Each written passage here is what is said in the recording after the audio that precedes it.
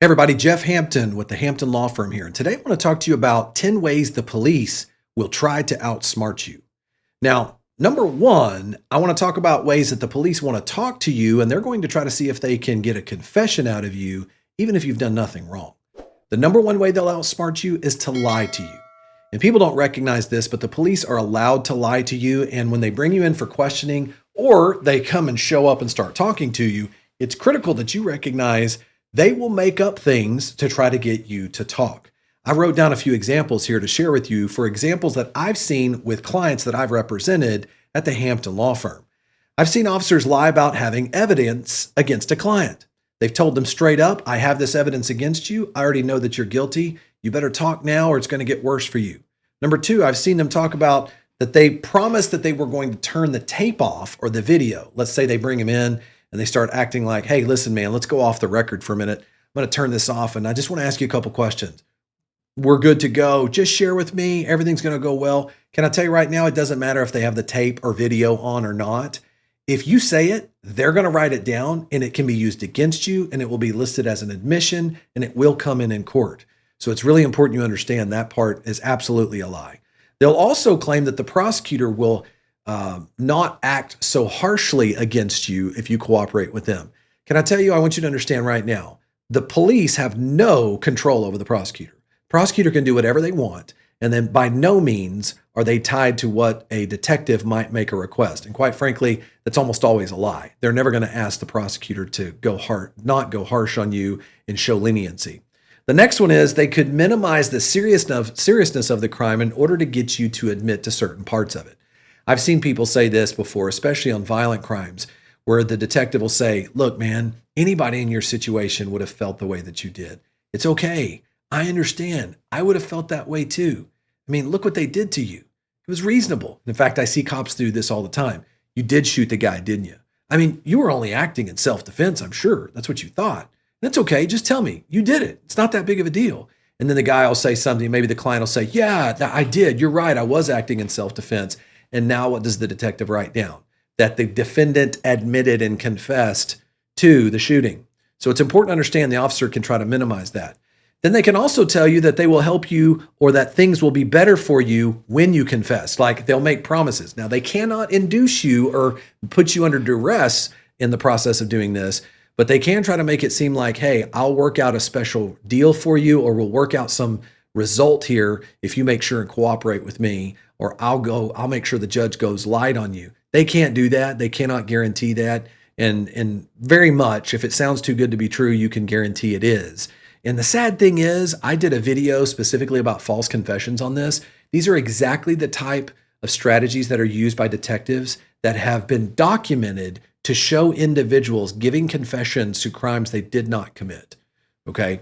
They can also threaten to arrest your family or friends if you do not cooperate. I actually saw this happen to a client of mine where he was being questioned about drug activity and there was somebody else that he had in the car with him. And basically the officer said, hey, listen, one of you is going to jail. If you don't cooperate with me and tell me what's going on, I'm going to arrest your son. He's going to jail tonight.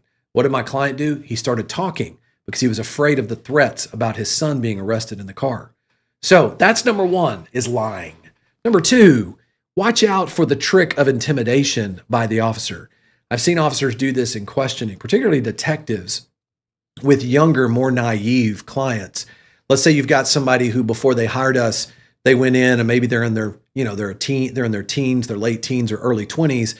The officer calls them in and claims they believe they were involved in a shooting.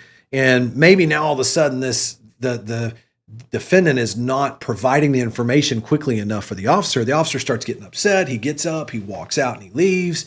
He begins to, throw his papers around, start making claims that, listen, this night's not going to go well for you if you don't start telling me and, telling me what's going on. They can actually drag out the interview, that process. They could leave somebody sitting in a room for an hour, 2 hours, then come back and begin to question them again. These are techniques of leaving people in an interrogation room, making them wait for long periods of time. That's the kind of stuff that can actually be used as intimidation to wear people down. And many times it's illegal in the way that they use it. So that's number two. Number three is fabricating evidence. Sometimes the police will claim they have evidence against you. They'll start saying, hey, I already have the weapon. Or, hey, We've already got the drugs. Your buddy who's in the car, he already gave it to us. And he told us that you were involved in it. And that's why you'll see officers like to separate people out of a vehicle or separate people out of a residence as quickly as possible and talk to them separately, because they want to be able to talk about things. And many times, yes, tell them that they have evidence that they do not have in order to have someone begin to talk and reveal information that could be used against them for a probable cause warrant. Okay. Now, we start also talking about this is one of the biggest ones I see is that I've had clients where they end up hiring me later. They went in and spoke to a detective thinking they could talk their way out of it. And what ends up happening? Maybe they didn't even do anything wrong, but the officer claims, I have your fingerprints. I've got proof. I've already gone in. We've dusted the entire house. We are arresting you for burglary of a habitation. This is only going to get worse for you if you don't tell us what happened. And there's fingerprints. What are you talking about? You think you've got my fingerprints at the scene? And they never had them. Completely lied about the entire situation. Same thing with DNA. There have been instances where people documented where they've been told that their DNA was found on a particular victim or on something, and that was used in a threatening manner to tell them that they better confess or they better provide information about how their DNA could have gotten on this person. And in reality, it didn't exist. There was no DNA. And what does that do? Even if the person doesn't confess, now you have an individual sitting there nervous, scared, not knowing what to say. That can in many ways be used as a way for the officer to try to interpret that they're being evasive or not sharing information. Okay, so remember though, here's one example though. I saw someone as a client one time believed that the officer was lying to them. And in reality, the officer wasn't lying to them because they had left abandoned property. They actually left something abandoned long enough for the police to be able to come over and do a search. So there is some case law on point here. If you abandon your property, even temporarily, you've left yourself open for the police to search it. In fact, there was a 1997 Supreme Court case, United States versus Tugwell. The court held that whenever a person leaves their property unattended, they forfeit their privacy protections under the Fourth Amendment. So if you do have anything and you don't want anybody to search it, you don't leave it by itself, not even for a short minute. Because as a result of that, the police could come in and do exactly that and do a search and seize anything that they find as a result of that search. Okay, so that's number 3, fabricating evidence. Number 4, leading questions. This is the one that drives me crazy. I talk to so many people that say, listen, I had a detective call me. I think probably the best thing for me to do is to go in and talk to this detective, and I'm going to explain to him that I'm innocent and I did nothing wrong. I want you to understand, if a detective calls you and invites you in for a conversation, at no time are you going to actually be able to tell your side of the story. The officer is going to interrogate you, to be real clear. And what that means is he's going to ask you a series of leading questions. Yes or no. Isn't it true that you were at this date, you at this location on this date at this time? Well, is that true or not true? I'm already aware of it. I know you were there. Isn't it true? Would it surprise you that such and such told me that you did X or Y? Does that surprise you? Now, I want you to understand that's an interrogation. That's not an opportunity for you to tell your side of the story. It's an opportunity to make you look guilty. And particularly if it's being recorded, now there's a video and or an officer's word being written down on a police report saying that you didn't give good answers to a question the officer is going to characterize as something simple that an innocent person should have known the answers to. So I want to remind you for a second, it's an interrogation. You have an absolute 100% right to remain silent. Don't open your mouth. Don't try to talk your way out of something.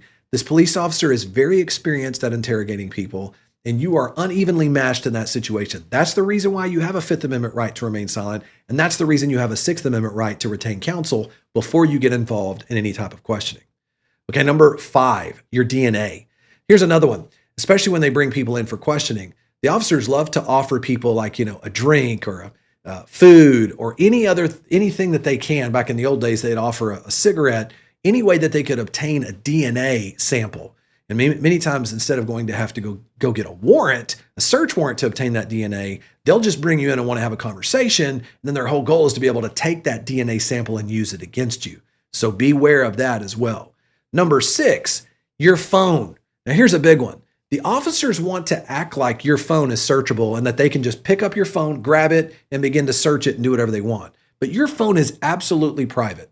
Unless a police officer has a warrant or you have given them consent to allow them to search your phone, they have no right to be able to grab your phone, search through your phone, look through your phone, find anything that's in there, whether it's text messages or anything else, and you have no obligation to share any information on your phone whatsoever.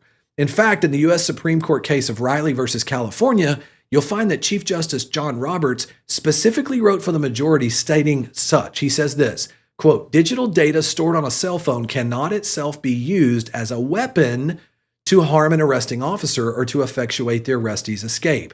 So because there's no immediate need for the officer to search the phone, they've got to have a warrant.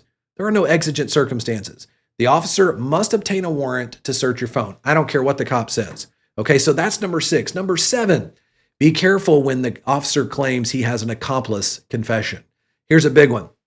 Let's say you were with someone else, and I kind of talked about this a minute ago. Let's say you have an officer who comes in and speaks to your buddy who is in the driver's seat, and maybe you were in the passenger seat. And one of the things I've seen officers do is walk in and say, "Hey, I've already interviewed your buddy. Your buddy's already told me that the drugs, they were yours. And in fact, we found these drugs underneath your seat. So you're kind of good for this. Unless you tell me what was going on with your friend, or unless you confess to what's going on here, I'm going to have to pin this on you." Now notice I combined 2 of those lies. One, he lied about what your so-called buddy said when they didn't have anything from your buddy. And number 2, they claim they found evidence that didn't actually exist under your seat.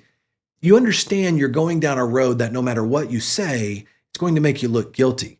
That's an example of, if they start claiming they have an accomplice confession, the time to fight those claims is not talking to the officer. It's in court with your lawyer. Okay. Now, number 8, you always have the right to film a police officer. This drives me crazy. I see officers all the time try to tell people, "You're interfering with public duties." I will arrest you if you continue to film what's going on here at the scene. That is just 100% not true. You are allowed, if you're in a public space or in private property, you can pull out your phone and you can record everything that police officer is doing. The only thing you cannot do is do not encroach upon an officer continuing whatever they're doing with someone else. So including your interaction with the police, you can record everything that the officer is saying to you, what you're saying to the officer. Officers don't like it. And they'll begin to make claims to you like, "Hey, put that down. You're not allowed to record me. Don't record this interaction. Walk away." You are absolutely not required to do that. And so it's really important. I know people sometimes get arrested for this. They will need a warrant to not only request the video that's on your phone, but they'll also have to have probable cause in order to arrest you for something. And filming an officer is not sufficient to establish probable cause for an arrest. Okay, that's number 8. Number 9, be careful of the good cop, bad cop routine. Sometimes you see 2 officers show up, 2 detectives, and they do these a lot on sexual assault or aggravated assault or murder charges. They'll show up and they'll have 2 different officers, 2 different detectives. One of them will come at you real hard, right? Trying to make you feel like they're going to bully you. The other one will come and act like they're your friend. Please understand, just like you've seen this on the movies, this is a routine.